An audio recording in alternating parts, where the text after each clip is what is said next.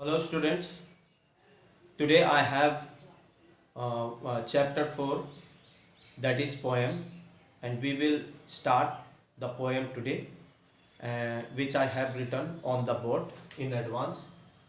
Chapter 4, Lazy Afternoon. Let's get started. Okay students, I hope that you all are ready with your books. So let's get started. Our our poem's name is, that is, title of the poem is Lazy Afternoon and written by Sally Garland. So about the poem, I would like to say something before to start. That is, lazy afternoon, it does not means that lazy से हम लोग ये नहीं समझते हैं कि lazy का मतलब आलसी. In other words also we can say that कि जब कोई बहुत तीव्र गर्मी होती है, बहुत ज़्यादा गर्मी होती है ड्यूरिंग मोस्टली ऐसे जगह में जो कि that comes that region which is just which is close to the equator. जो इक्वेटर, जो भी अर्थ के इक्वेटर के नज़दीक में जो भी क्षेत्र आता है, कंट्री आता है, या कंट्री के कुछ हिस्से जो उसके state you can say that आते हैं, तो in that close to the equator whatever the region is they that all particular region comes under the that hot zone, जिसमें कि बहुत ज़्यादा गर्मी होती है, वो हॉट जोन में आते हैं. तो that's why one of the story is also best just related to that region which is close to the equator, जो इक्वेटर के नज़दीक में है. तो लेजी आफ्टरनून, जिसमें कि शायद राइटर, जो भी राइटर है, वो उसको काम शायद वो अपने काम से फुर्सत निकाल कर, करने को कुछ नहीं था, तो वो अपने आप को वो भरी दोपहरी में अपने आप को शायद नेचर के नज़दीक में वो जाती है और वहाँ पर नेचर के ब्यूटीनेस को देखने की कोशिश करती है. और इसी पोएम पर according to that basis that the poem is stand for. So here some I would like to introduce some of the summary to in order to make you understand. तो इसमें क्या है, बोलने से ना, जो पोएम राइटर है ये एक वार्म लेजी आफ्टरनून के विषय में है, तो ये पोएम का नाम है. और this actually happened, actually this is extracted from that region which is comes in a Brazil वाले जगह जो है, जो अमेज़न नदी वहाँ से बह के जाती है, उस जगह के बारे में ये है.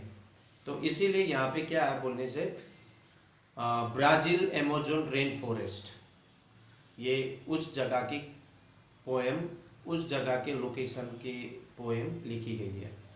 तो जिसमें कि the narrator talks about the scenery, इसमें नरेटर टॉक्स कर रहा है बारे में, किस चीज़ के बारे में, सीनरीज, वहाँ के जो ब्यूटीनेस सीनरीज जो बन रहे हैं, जो दिखाई दे रहे हैं नरेटर को, that surround her while she is sitting in a canoe quietly. जब वो कैनियो का मतलब होता है, कैनियो जो एक डोंगी, जिसे हम लोग लकड़ी का डोंगी, जो छोटी सी नाव जिसे बोलते हैं, उसमें बैठकर वो चुपचाप से इन सारे प्रकृति के नज़ारों को वो देख रही है. Observing peacefully nature that surround her, और जो कि वो चुपचाप से प्राकृतिक को एकदम देख रही है, चुपचाप से अपने चारों ओर. और उस समय क्या है, the sun is high in the sky and the river is flowing. तो सन क्या है, उस समय बहुत तीव्रता से सूरज पूरे रूप में वो चमचमा रहा है, गर्मी बिखेर रहा है, और उसके ठीक नीचे नदी का पानी बह रहा है, रॉकिंग द कैनियो जेंटली, और नदी के पानी जो बह रहे हैं और वो उसके लहरें जाकर जिस डोंगी में बैठी हुई है राइटर, उसके डोंगी में टकराते हुए बहते हुए पानी निकल रही है, जा रही है। The sun shines brightly making the water sparkle, तो सूरज के रोशनी के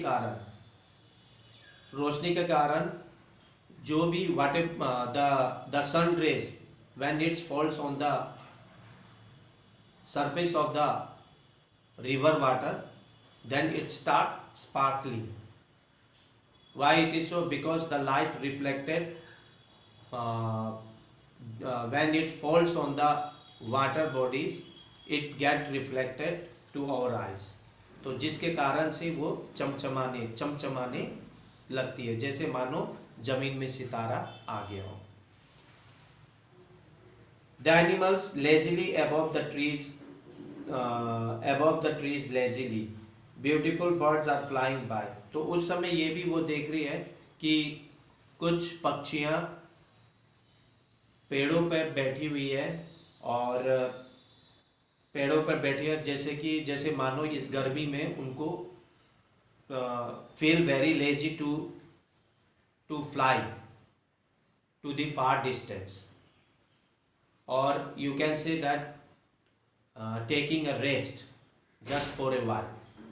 तो कुछ बर्ड्स है वो उड़ते हुए आसमान में जा रही है।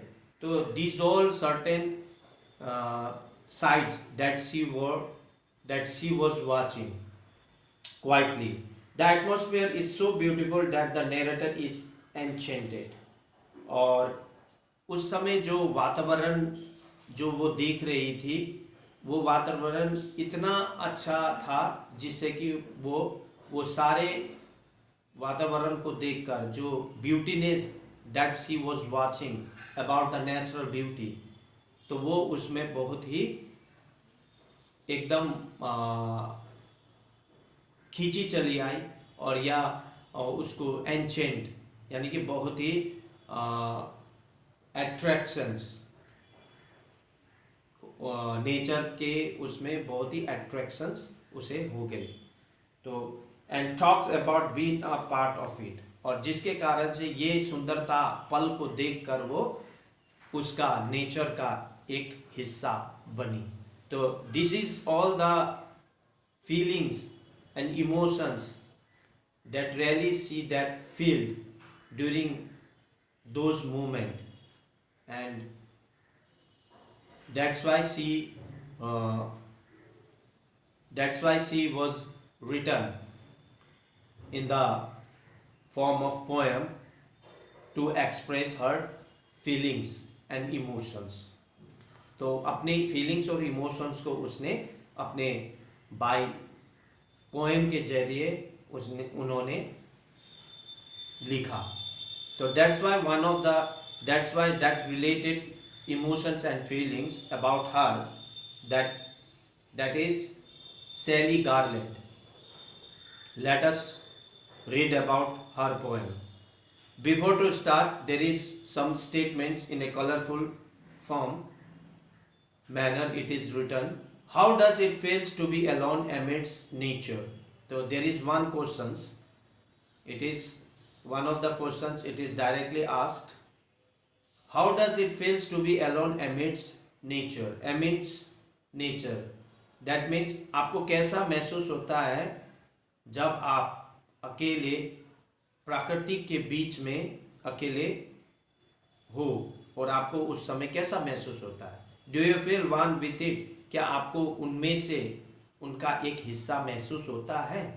करके ऐसे टाइप ऑफ क्वेश्चंस आस्किंग। या आपको do you feel like an intruders, या आपको प्रकृति में आप बिना बुलाए मेहमान की तरह आपको महसूस होता है? दैट मीन्स घुसपैठी। तो read this lovely poem to know how the poet feels. तो यही मनोहार जिसे बोलते हैं लवली पोएम, मनोहर पोएम को आज हम लोग पढ़ते हैं कि किस प्रकार का फील आज same the writers that she had, किस प्रकार का उसको फीलिंग्स था, तो उसके बारे में हम लोग पढ़ते हैं। I sit in the Canyon alone, it gently rocks from side to side, nudged by the river flow. The forest is quiet, the heat intense. I sit in the canyon alone. तो यहाँ पे क्या बोल रहा है writer? what she was saying, she was saying that कि मैं, Canyon means होता है डोंगी, तो वो एक कह रही है कि मैं एक छोटी सी डोंगी में बैठी अकेली, यानी कि इट मीन्स दैट वो मोमेंट क्या था कि वो नदी के उसमें थी, नदी में थी, जहाँ पर एक छोटी सी डोंगी में, वो लकड़ी से बना हुआ डोंगी में वो बैठी हुई थी, नदी में डोंगी में वो बैठी हुई थी। इट जेंटली रॉक फ्रॉम, और ऑब्वियसली जब नदी में हम लोग नाव में बैठते हैं तो पानी की लहरें, उछाल के कारण क्या होता है, डोंगी भी उसका बहना शुरू हो गई थी। तो धीरे धीरे उनके डोंगी बहना शुरू हुई, और जिसमें कि क्या थे, चारों ओर थोड़ा सा चट्टानें थी। तो ऑब्वियसली चट्टानें थी, और उन चट्टानों से वो डोंगी धीरे धीरे बहने लगी, उन चट्टानों के बीचों बीच, that means side to side. तो उन चट्टानों से एक एक करके दाएं व बाएं होकर वो डोंगी बहने लगी। नस्ट by the river flow, that means नदी के बहने के कारण, नदी के पानी के बहने के कारण उसी प्रवास में वो धीरे धीरे वो डोंगी क्या होने लगा, बहने लगा। The forest is quiet, the heat intense, और चारों ओर जो भी जंगल था, that means as I told you that it's a site of Amazon forest. ये अमेज़न फॉरेस्ट क्या नज़ारा है, और ये ब्राज़ील में इसका, Brazil, she was belongs to the Brazil, she was the citizen of Brazil, वो सिटीजन है ब्राज़ील की, आई थिंक सो।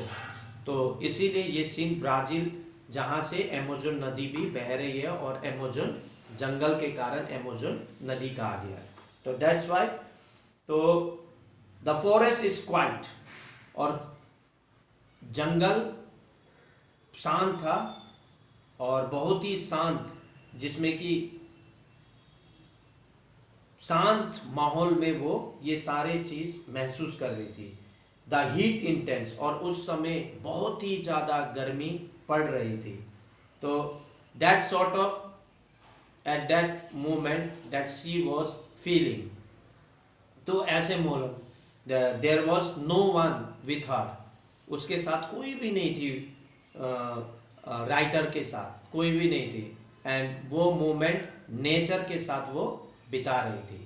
तो वो डोंगी में बैठकर नदी में धीरे धीरे चट्टानों के बीच से होते हुए वो जंगलों को, नज़ारों को देखते हुए वो बह रही थी।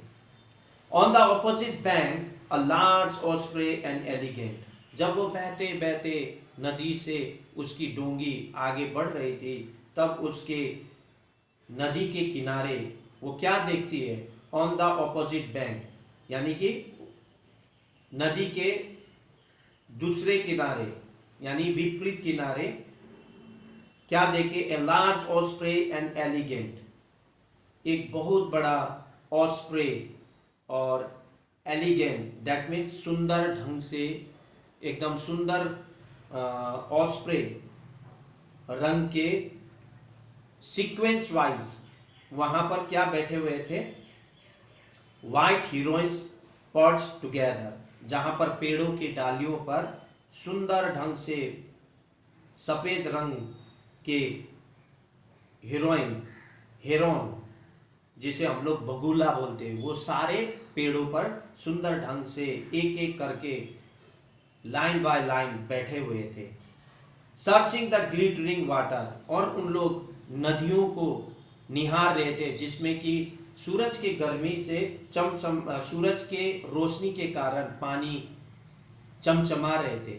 उस चमकीले पानी के रिफ्लेक्शन को देखकर उन लोग पेड़ों पर बैठकर वो ध्यानपूर्वक देख रहे थे। तो इस प्रकार के नज़ारों को that she was watching. I hope that you understood. See you in the next video. Till then, goodbye.